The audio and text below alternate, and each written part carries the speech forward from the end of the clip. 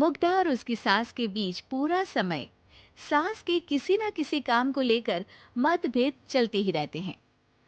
बहू, ओ बहू, जरा चाय बना दे। मुग्धा चाय लेकर आती है। ये लीजिए, और कुछ चाहिए?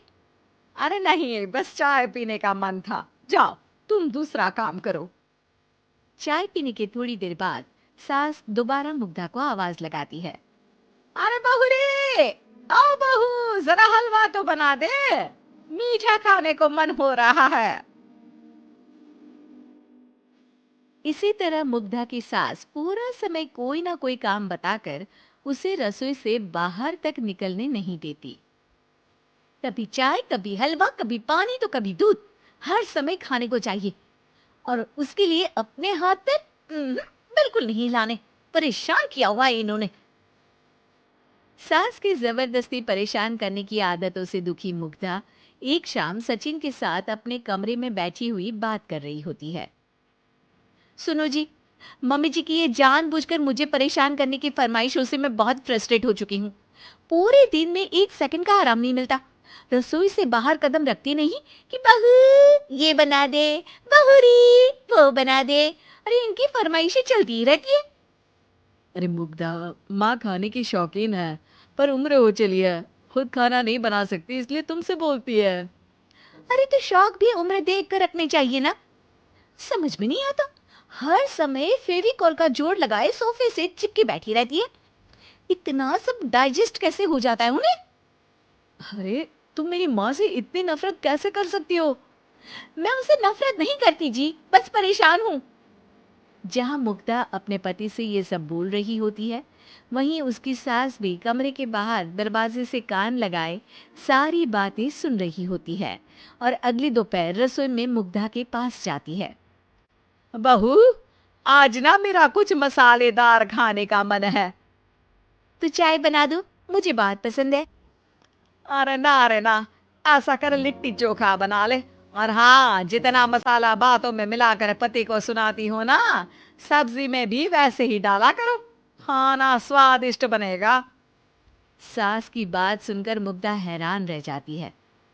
मतलब अब पूरा समय मुझ पर हुक्म चलाने के साथ बंद कमरे में हुई पति पत्नी की बीच की बातें भी सुनती है।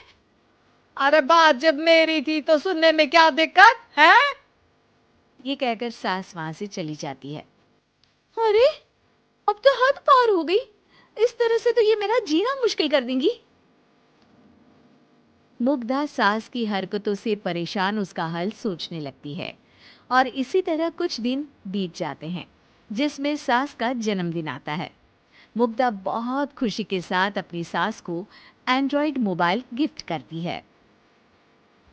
मम्मी, आपको सबसे बात करने के लिए बहुत दिक्कत होती है ना? कभी सचिन तो कभी मुझे बोलना पड़ता है, पर इस मोबाइल से आपको कोई दिक्कत नहीं होगी। एक जगह बैठे बैठे बहुत कुछ कर सकती हैं अब आप। मोबाइल देख सासू माँ खुश हो जाती है, पर उसे इस्तेमाल करना तो आता नहीं, इसलिए साइड में रख देती है। जिसे देख मुग्धा घर का सारा काम छोड़ मोबाइल सेट कर सास को इस्तेमाल करना सिखाने लगती है, जिसके बाद अब सास पूरा समय मोबाइल में ही लगी रहती है। हाय, जब से मम्मी को मोबाइल मिला है मेरी लाइफ में कितनी शांति आई है। अच्छा है, इसी तरह बिजी रहे तो मैं भी सुकून की जिंदगी जी पाऊंगी। अब मुग्धा जब मन करे काम करना, जैसा चाहे वैसा खाना बनाकर खाना, पूरा समय रिलैक्स और खुश रहने लगती है। क्या बात है, आजकल तुम बहुत चहक रही हो। अरे मम्मी जी से छुटकारा जो मिला है, अब ना फरमाइशें ना छुप छुप कर बातें सुनना। अच्छा, तो मोबाइल गिफ्ट करने की ये स्कीम थी। इसी तरह दिन बीतते हैं और अब मोबाइल पर लगी सास फरमाइशों की जगह सवालों के लिए बहू को आवाजें लगाना शुरू कर देती है। अरे बहू, सुन तो, देख जरा किसी का फोन क्यों नहीं मिल रहा? रिचार्ज खत्म हो गया है, पर अभी 4 दिन पहले ही तो मैंने किया था। इतनी जल्दी कैसे खत्म हो गया? अरे मैंने कल तेरी कनाडा वाली मौसी सास से 3 घंटे बात की थी ना। क्या?